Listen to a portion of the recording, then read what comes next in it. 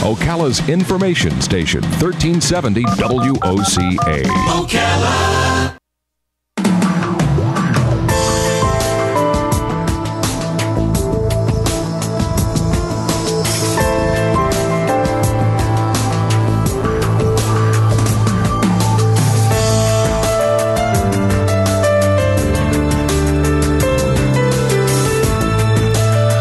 All right, 25 minutes before 11 o'clock. Thank you for tuning in this Monday morning. Hope you're doing well. I love this next conversation. I haven't started it yet, but I'm going to love it. I have a feeling because, you know, everybody wants to be successful, right? No matter what it is, if you find out that there's something you just didn't know that successful people do know, whether it's successful in money, successful in love, successful in whatever, right? You have a dog and you need to have your dog do the right thing. I am always amazed, by the way, how people train dogs. The dog do. The dog, You said dog do the right thing. Yeah. Bill McBain is on the phone. He started several successful businesses inside and outside the automotive industry, both in the U.S. and in Canada. He's a general partner in McBain Partners, partner and chairman of Our Mentors and Net Claims Now, not sure what that is, and a best-selling author. His book is called The Facts of Business Life, What Every Successful Business Owner Knows That You Don't. That's right. That's enough right there to make you want to know. I know. That's enough right there to make you pick up the book and want to read it. Good morning, Bill. Good morning. How are you, Larry? How are you, Robin? Pretty good. Where are you? Where are you right now? I'm in Texas, but most of the time I'm in Orlando. Oh, okay. So you're basically in Florida. So when we talk about success in business, obviously we're talking about the bottom line. So this is nothing esoteric, this is nuts and bolts, isn't it? This book is theory. It's not about theory. This book is battle tested. It talks about the blocking and tackling you need to do to be successful. Okay. So let's take this one thing at a time. Is there one thing? Well, first of all, the first question is, does this information apply in the same way to the mom and pop deli as it does to General Motors? It applies not the same to General Motors, but it applies to all the family-owned or people who are in business or want to go into the business on their own. It's aimed specifically for those entrepreneurs who want to be in business or who already are. So let me tell you something that we do. We sell advertising. And yes, in order to sell advertising and believe in it, we have to be honest with our customers. We have to say, look, you sell this, and if you buy so many ads, it might not be a good idea for you. We actually have to sometimes talk people out of spending too much. I never know where that line should be drawn, because people want to get people want other people to know about their business, and there's only one way to do that, and that's advertising. That's correct. And there's lots of different forms of advertising. Radio was one of my favorites, especially when I owned a hockey team. But really, one of the 7 facts I talk about is if you don't market your business, you won't have one. And the reality is you have to figure out who your customers are, and then find a way to get to them a lot of times. Where a lot of the advertising fails, and it doesn't fail on, it's not the media's fault, but owners make the same mistake day after day as they say, okay, I'm going to have this radio campaign, I'm going to go out there and I'm going to get a lot of customers in, I'm going to make a lot of sales.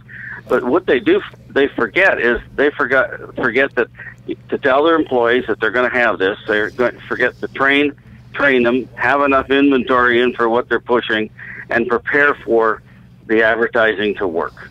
But that doesn't sound like stuff that we're not familiar with. The title implies that you have stuff that we are not familiar with. Mm-hmm. Okay, so let me just sort of give you a little glimpse of the book. Okay. I begin by listing the 7 business concepts or facts of business life. Okay. That I used and every successful business owner uses. I describe each of the 7 facts or business concepts in detail, and then make the point that as important as each of these facts are individually, the real strength of the facts is I give the order in which they are to be implemented, and when the facts or business concepts are implemented in this order and used in conjunction with each other, this is what becomes the driving force toward building a great business very profitably. In other words, it's just not one thing or two things. It's a series of things, a series of concepts, and you have to put them in a specific order. And that order, when they're all working together, gives you the foundation to have a great business and win the marketplace war. Okay, and that's quite a bit different than a lot of the other books. Plus, I introduce a new concept, and I describe it as a business life cycle, and that's really the GPS and the compass for owners to keep their business on track. Do you have to have a certain skill set for all of the 7 steps, or would you say, okay, I'm good at this and Robin is good at that, and together we're going to make it all work because and you're good at another part? So do we all take what we're good at and apply our skills to that one thing? Well, what really happens in a successful business, that a lot of people try to do it that way. Obviously, if I wanted a partnership, I would want to pick somebody whose talents are different than mine, but whose philosophy is very much the same. That makes sense. For example, you have to have some personal characteristics, or you shouldn't be in business. You have to be competitive. Very few people talk about this, but the reality is you have to be competitive if you want to get ahead and you want your business to be successful. And you've got to be strong-willed. This is how I want this done. This is the process, and this is how I'm going to make sure it's going to get done. But those are the things that personal characteristics and competitiveness that most people forget about when they're talking about being owners or even trying to be successful. And that's what sets similar businesses apart, because there are so many clothing stores, there are so many restaurants, there are so many hardware stores, but a person has to figure out what is going to make theirs unique in order to stay in business, or else they're going to fold. Yeah, absolutely. The statistics are awful. 7 out of 10 don't make it over 10 years, and most of those fold in the first couple of years. And they basically, like Robin, I'm sure you're a very nice person, but if I'm in the restaurant business and you open a restaurant very close to me and on my territory in that Ocala, Winter Garden, Ocoee stretch, I'm going to pay attention to you, and I'm going to do everything I can to keep my customers and keep you from being successful. It's nothing personally, but if I want to be successful and grow my business, you're in my way. Yeah. All right. So big corporations like McDonald's have an advantage over the small guy, just using restaurants to stick with that. In that they can do the market study, and so somehow the money they spend on the study shows them whether or not a location is a good location. The average small-time guy, he takes what he can get. He doesn't have that luxury of doing a study, let alone being able to pick any piece. So can we piggyback? Like, can I say, oh, McDonald's thinks this is a good spot, I'm going to build over there. They must think that's a good area. Absolutely. If you're in the restaurant business and McDonald's is very close to you, that's a good draw. And B, all you have to really do is to make sure what you're specializing in doesn't compete directly against their strengths. You want to compete in what their weaknesses are, and you want to offer other things. But you have to pay attention to price, though, no matter what business a person is in. If one price or one service isn't working for you, you need to have an alternative plan. Right, and that's what the 7 facts do. They allow you to diversify. For example, in the introduction, Larry mentioned what NCN is, whatever that is. NCN is a company I'm the chairman of, and we do business all across the United States. And what we do is we have 4 or 5 or 6 different products that sort of flow into each other, and we're sort of interdepartmentalized, and one service looks after another service, and so as the business comes in, we can sell them 3 or 4 different things.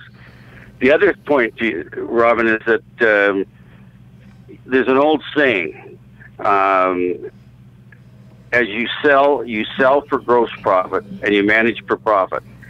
What you're saying is, if the price is $1, and that's what the market is, and your cost is 90 cents, and you're making 10 cents on everything you sell, you can be a great businesswoman, and you're not going to make any money. You've got to be in a business that has gross profit. Here's what I sell it for. Here's what it costs me. You can be the best business person in North America, but if you have no gross profit, which you're alluding to, you're not going to make any money.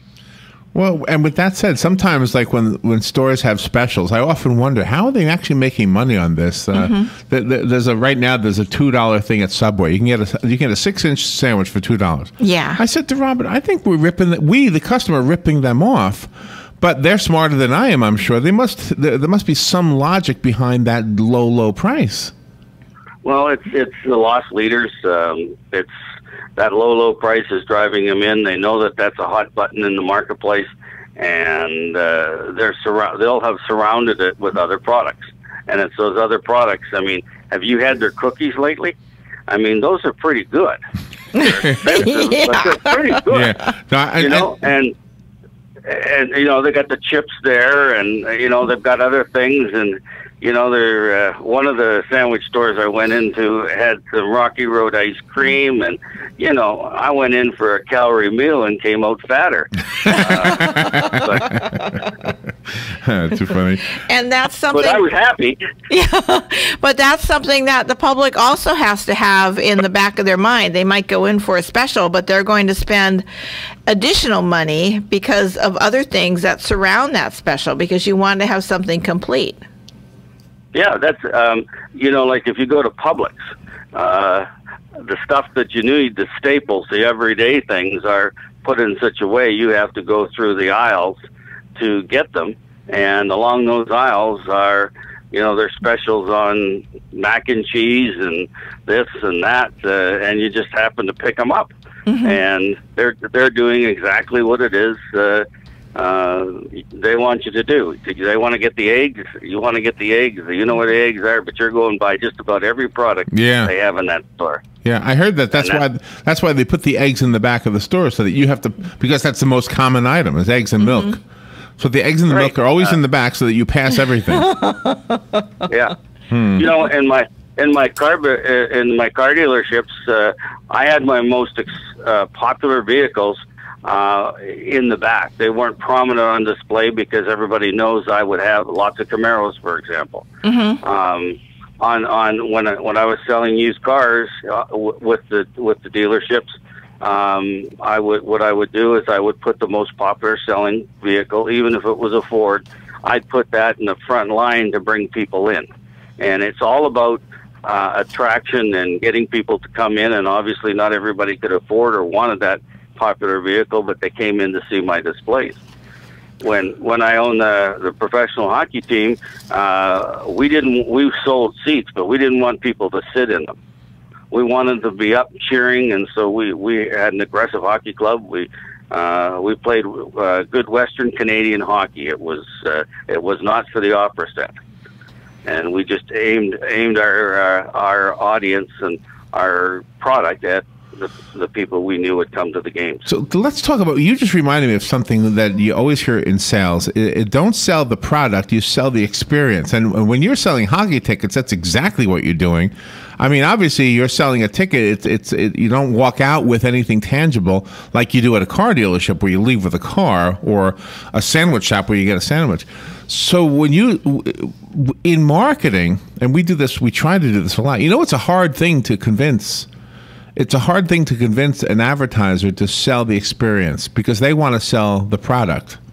But like if you want to sell a car, you say, "Oh, I got a 2-door Mustang," and say, "No, don't sell the 2-door Mustang. Sell the comfortable ride or something like that." Yeah.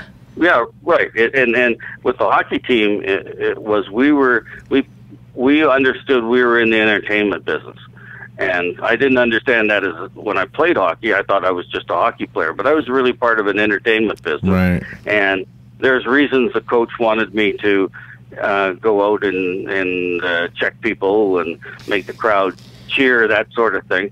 And that's what you're selling in hockey. It's your product, and you want them to get the crowd and your patrons to jump up and down in their seats. You want them to cheer loudly.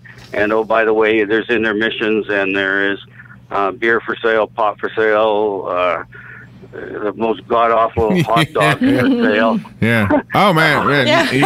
You remind when I was younger, I did a lot of music, and I knew a lot of guys in bands. And one of the easy tricks to make money with a band is to do a free concert and then sell beer. Yes. Yeah. Yeah. Yes. Absolutely. I was in New Orleans once, and I thought I was in the presence of the greatest piano singer, and when I got home with his CD and put it in a couple of days later, he was really awful. But, you know, he sounded good. It was hard to explain to my wife at the time how I could enjoy this guy, but I was really having a good time, and I sampled a beer. When a person is purchasing a business and they have this dilemma, should they stay with the familiar or not? My cousin is an excellent photographer, and he bought a photographer's business, and he was wrestling with should he keep the name or change the name to his, and then at the end he decided to keep the name because it was already established. Yeah, that's, you know, those are the kind of decisions that are never cut and dry. I love the decisions that have facts with them. They're easier to kind of put in your mind and roll over, but those decisions that, like, do I keep the name or not keep the name, really become the ones you really lose a little sleep on. The automobile dealership that I bought in Texas, it wasn't doing that well. But I decided to keep the name because the brand had been in the market for 10 years. All I did is say, it's the new Vista. It's the new this. And I really worked on the new, and people knew that there was new owners. And eventually we ended up having 7 or 8 franchises, and it was all the Vista brand. It never had her name on it. It was just the Vista brand. Oh, my gosh. Bill, the book is called The Facts of Business Life, What Every Successful Business Owner Knows That You Don't. And one of the things in my notes that it says you mentioned in the book is the priority that for all owners and their employees, and why it's not being profitable. What is that? Can we reveal that right now? Larry, I'm sorry, I didn't catch part of your question. All right, in my notes, it says that in your book, one of the things you talk about is the number one priority for all owners and their employees, and why every owner needs to focus on that, and it's not about profit. What is it? Well, it's actually, of the 7 facts, it's the 3rd fact, and it'll surprise everybody when they say, what's the most important thing to focus on in business? And it's not making money, like you're saying. It's actually protecting the owner's assets. And the assets protecting the tangibles and the intangibles, like I can touch this car. Yeah. The hockey team, the product was the players. So obviously we have to protect the players. We have to have the right players in. If they're alcoholics, we don't want anything to do with them. Also, it's about the reality is the quickest way to go broke is have your assets go from $100,000 down to $25,000. Yeah. And that's because maybe you and I are in business, Larry, and we bought $100,000 of inventory. We weren't careful, and we got $100,000 worth of inventory, but only $25,000 of that is sellable. You know, and we'll end up having to give some of this other stuff away at huge discounts. We're way behind the power curve when we do that. And so it's the assets, from the brand name to the hard-touching goods that you have. Everything has to be, assets are cash, and they have to be treated that way. And it's asset protection. Is it good for a company maybe once every 4 years to hire a consultant to give them an overview and to see what could be improved on, even if the business seems to be real successful?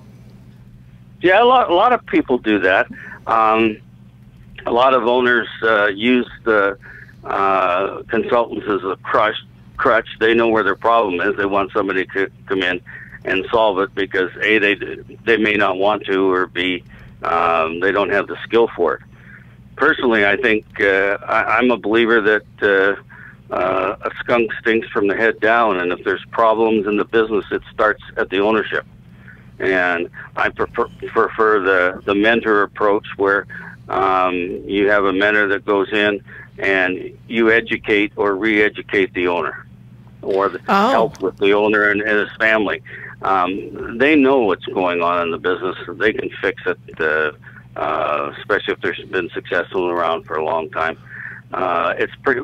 But you bring in a consultant maybe, and I'm just using this as an example because it doesn't happen all the time, but if I've been in business for 10 years, some of the employees are my friends, but now they're not doing what they need to do, and I don't want to be the heavy guy. I bring a consultant in. Oh yeah, that makes sense. That's hard. Can you throw it? Pardon me? I was just going to ask you if you could throw into the conversation a little bit about the new world, the internet as a marketplace. Do the same rules apply in the internet marketplace? Yes, marketing is marketing. It doesn't matter if it's social media or what it is. If you're, the whole goal is to touch your customers, know who they are and where they go for information. And if they go for information in the morning and listen to Talk News Show, that's where you should be. If they're on their computers at night after work and searching for things, that's where you need to be. And the same rules apply. It's about marketing. It's about getting your name out there. It's about letting people know you exist. And then the second part of that is because you better, when you're doing that, you better make sure your employees are smiling when the people come in the door, and they better be prepared to answer their questions and help them. Yeah, personality is everything. No matter if you're face to face or on the phone, because people can detect that. Oh yeah, absolutely. I mean, I don't like walking into a place that nobody says hello or welcome. Oh yeah, yeah. You know, I go into a clothes store. I go in there to look, but really what I'm looking for is a salesperson. I want to be sold. I don't want to have to pick it out myself. I'm mostly colorblind, and I can walk out of there with something god awful if left to my own resources. But unfortunately, I'm not laughing because it's happened too many times. You know, we have a friend who. I want to tell you a quick story. We have a friend who's an eye doctor, and he was telling us the story about a lady who had her cataracts removed, and once they were removed, she could see so clearly. And she went home and she said, "Who painted my house that god-awful color?" Yeah. Oh, I know. True story. Yeah. Yeah. She was the one who picked out the color. The reason I bring that up is I went to a clothes store and bought what I thought was a nice jacket and shirt, and I came home and my wife said, "What the crap is that?" And I'm not going to be seen with you. So when I go to a store, I look for somebody. I'm looking for a salesman, and that's what people, I think, a lot of owners forget. I mean, it's one thing to invest money in advertising, and that's what they need to do. But they need to back it up by making their employees stand up, be counted, and ready to help the customers that come in, especially the new ones they're trying to attract. Thank you for being on. Fun conversation, Bill. The book is called The Facts of Business Life. It sounds like a great gift to yourself, to make your business better. That way, in 2015, it will be even better for you. How do we get the book? Well, the book is available at any place that the book is sold. Amazon, bookstores, Barnes & Noble, Books A Million. Any of these places where books are sold, the book is available. Also, the book is electronically available, and through Amazon, you can buy it in audio form. So it's just anywhere books are sold, and you can go to my website, BillMcBain.com or factsofbusinesslife.com and read a little bit more about the book, or you can go on Amazon or Barnes & Noble and read a bit more about the book. And they have samples of what some of the chapters look like. All right. Are the lessons hard-learned lessons, or like could you didn't have a book like this when you got started? No, I didn't. No, got it. Most of the lessons, especially that one on assets that we talked about, that's a hard-learned lesson. The other thing about the book is, it's just not me. I had some mentors that really helped me, and this is their experience. Bill, thank you for being on. We're up against the clock. Thank you so much for being on the air with us. The Facts of Business Life, Bill McBain. Go to BillMcBain.com. We'll take a little break. We'll be right back. Gainesville, The Villages, 1370 AM, 96.3 FM, The Source. Fox News Radio, I'm Pat O'Neill. North Korea wrapping up its denial it had anything to do with a hack attack that led Sony to delay the release of the film. North Korea's government calls accusations it was behind the cyber attack reckless, warning in a new statement it will retaliate with, quote, strikes against the White House, Pentagon, and the whole mainland, the cesspool of terrorism. Fox Radio's Jared Halpern. Police nationwide on the alert after the weekend killing of 2 New York City cops. Detroit Police Chief James Craig says there's been no sign of a threat, but if someone chooses, gang member or otherwise, decides that they want to threaten a Detroit police officer, we will use every effort to find you and we will arrest you. And we're good at what we do. Officers being urged to wear bulletproof vests and take other precautions. Fewer folks bought homes last month. The trade group says sales of pre-owned homes tumbled 6% as higher prices and stagnant income slowed activity. Fox News, we report, you decide. And now, a Golf Miss Carol brought to you by Golfsmith. On the 12th day of golf, Miss My Golfsmith gave to me